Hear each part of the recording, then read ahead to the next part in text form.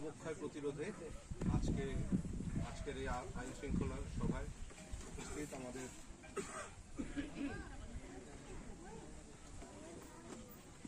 এই অনুষ্ঠানের সভাপতি, আমাদের বিশেষ অতিথিবৃন্দ, আমাদের রাজনৈতিক নেতৃবৃন্দ, আমাদের সংবাদ মাধ্যমের কর্মীবৃন্দ এবং আমাদের গ্রামের এই নাওঘাট গ্রামের সম্মানিত অধিবাসীবৃন্দ, সকলকে আসসালামু আলাইকুম, শুভ বিকাল।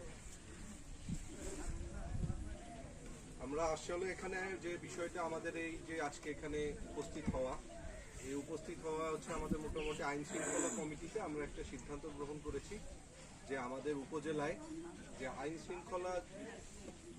আইন শৃঙ্খলাজনিত যে ধরনের সমস্যাগুলো রয়েছে সেগুলো চিহ্নিতকরণ এবং সমস্যার সমাধানের জন্য আমরা প্রতিটি ইউনিয়নের প্রতিটি ওয়ার্ডে একটি করে ওয়ার্ড সভা করব। তো সেই ক্ষেত্রে আমাদের ইউনিয়ন পরিষদের চেয়ারম্যান তিনি প্রথমেই আপনাদের এই নাওঘাট ইউনিয়নকে বেছে নিয়েছে। তো এই জন্য আমি নাওঘাটবাসীর পক্ষ থেকে ওনাকে ধন্যবাদ জ্ঞাপন করছি। তো প্রথমে আমরা একটা একটা করে আসি। প্রথমে আইন শৃঙ্খলার আগে যে নাওঘাট যে আমাদের বিচ্ছিন্ন দ্বীপ হিসেবে আমাদের ইয়ন সাহেব আখ্যায়িত করেছে, তো আসলে এই বিষয়টা উনি দীর্ঘদিন যাবৎ, আমি আসার পর থেকে আমি ওনাকে দেখছি, উনি প্রায় প্রতি সপ্তাহেই আমাদের কাছে গেছেন, উপজেলায় গেছেন, যখনই গেছেন অন্য যে কোনো কারণেই হোক গেছেন, এই বিষয়টা বলে আসছেন কি করা যায়, কি করা যেহেতু এখানে এতজন মানুষের সামনে বসছেন, এখন তার এটা পাশ কাটিয়ে যাওয়ার কোনো সুযোগ নেই। আমি এখানে ইরন সাহেব আছেন, আমাদের এখানে নাওঘাটের অন্যান্য যারা নেতৃবৃন্দ আছেন এবং আমাদের এখানকার মেম্বার সাহেব আছেন, আমাদের যারা চেয়ারম্যান আছেন, এবং আমরা মিলে দেখব কিভাবে এই নাওঘাটের সাথে আমাদের ইউনিয়ন পরিষদ ও আশুগঞ্জ সদরের একটি সংযোগ স্থাপন করা যায় এবং আমরা এবং যে সকল সমস্যা আছে সেগুলো সমাধান করার চেষ্টা করব। এর পরের যে বিষয়টা সেটা হচ্ছে আমরা বলি আইন শৃঙ্খলার বিষয়। আইন শৃঙ্খলা কিন্তু শুধু মাদক না, আরো অনেক বিষয় আছে আইন শৃঙ্খলার সাথে জড়িত। আপনি যদি দেখেন, এই যে এখানে মোটরসাইকেলের কথা দেখেন, কয়টা মোটরসাইকেল আছে? যে কয়টা মোটরসাইকেল আছে নিশ্চয়ই তার 2 থেকে 3 গুণ মানুষ বেশি আসছে না? প্রতিটা মোটরসাইকেলে একাধিক লোক আসছে, কিন্তু একটা হেলমেটও নেই, আছে না? হ্যাঁ, তো এই যে মানুষজন, আমাদের তো মোটরসাইকেল চালানোর একটা আইন আছে, তাই না? আমাদের তো সেই আইনটাও তো মানতে হবে, আইন শৃঙ্খলার মধ্যে তো সেটাও অন্তর্ভুক্ত। তো আমরা যখন আইন শৃঙ্খলা কমিটিতে যাব, আমরা সবকিছু নিয়ে আলোচনা করব। শুধু আলোচনা করলেই হবে না, আমাদের সবকিছু মেনে চলতে হবে। আমাদের সামান্যতম বিষয়, আইন শৃঙ্খলার বিষয় আমাদেরকে ছাড় দেওয়া যাবে না। আমরা হয়তো মনে করতে পারি যে এই যে এখানে নানান ধরনের সমস্যা আছে, বিভিন্ন ধরনের আইন শৃঙ্খলা লঙ্ঘনজনিত অপরাধ মানুষ করে থাকে, তো এত অপরাধ করে, তার মধ্যে আমি হেলমেটটা বললাম না, সেটা তো সামান্য অপরাধ, সেটা আমি নাই করলাম, এই ধরনের চিন্তা করা যাবে না। আমাকে আমার জায়গা থেকে আইনের প্রত্যেকটা ধারা আমাকে মেনে চলতে হবে। আমাদের শুধু আমাকে মানলেই হবে না, আমার পার্শ্ববর্তী, আমার যে ভাই বোন, বন্ধু বান্ধব, প্রতিবেশী যারা আছে, তাদেরকেও আমার উদ্বুদ্ধ করতে হবে যে তারা যাতে প্রতিটা আইন মেনে চলে।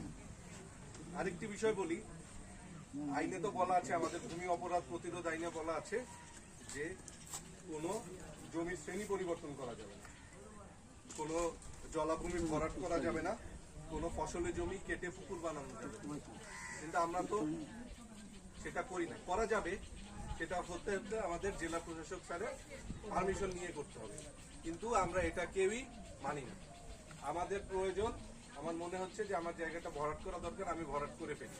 আমি জায়গা ভরাট করার ফলে আমার পার্শ্ববর্তীতে জমিতে যে জলাবদ্ধতার সৃষ্টি হচ্ছে, এই জিনিসটা কিন্তু আমি চিন্তা করছি না। আমি আমার ফসলি জমি ভরাট করার ফলে, আপনার 1 খণ্ড জমি আপনি ভরাট করতেছেন, কিন্তু দেশ থেকে 1 খণ্ড ফসলি জমি কিন্তু বিনষ্ট হয়ে যাচ্ছে। এই বিষয়টাও আপনাকে চিন্তা করতে হবে, ভাবতে হবে। তো আমরা যখন যেই কাজটা করি, সেই কাজের পারিপার্শ্বিকতা কি, সেই বিষয়টা আমাদেরকে ভাবতে হবে। ধরেন আমার আজকে এখানে একটা বিয়ের অনুষ্ঠান হবে, গায়ে হলুদের অনুষ্ঠান হবে। আমি আমার এইখানে অনেক বড় আয়োজন করলাম, অনেক মানুষকে দাওয়াত দিলাম, আমি ডিজে পার্টি আনলাম, ব্যান্ড পার্টি আনলাম, এনে উচ্চ শব্দে গান বাজানো শুরু করলাম। কিন্তু আমার পাশে যে একটা আগামী কয়েকদিন পরে এসএসসি পরীক্ষার্থী আছে, বা আমার পাশে আরেকটা ঘরে একজন বয়স্ক রোগী আছে, সেই বিষয় কিন্তু আমরা কেউ চিন্তা করি না। এই বিষয়গুলো আপনাকে চিন্তা করতে হবে যখন আপনি একটা কাজ করবেন। ধরেন একটা ব্যবসায়ী করতে যান, আপনি মনে করেন একজন উদ্যোক্তা হবে, ভালো কথা, কিন্তু একটা কাজ করতে গেলে উদ্যোক্তা হলে সেই কাজের সাথে সম্পৃক্ত কি কি আইন আছে সেই আইনগুলো আমাকে জানতে হবে।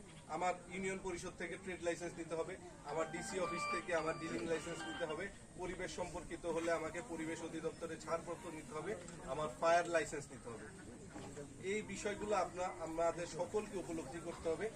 যার যার জায়গা থেকে যদি আমরা আইনের প্রতি শ্রদ্ধাশীল হই, যার যার জায়গা থেকে যদি আমরা আমাদের প্রতিবেশীর প্রতি শ্রদ্ধাশীল হই, তাহলেই আমরা একটা সুন্দর ভ্রাতৃত্বপূর্ণ সম্প্রীতিমূলক সমাজ ব্যবস্থা সৃষ্টি করতে পারব। এবার আসি মাদকের বিষয়ে।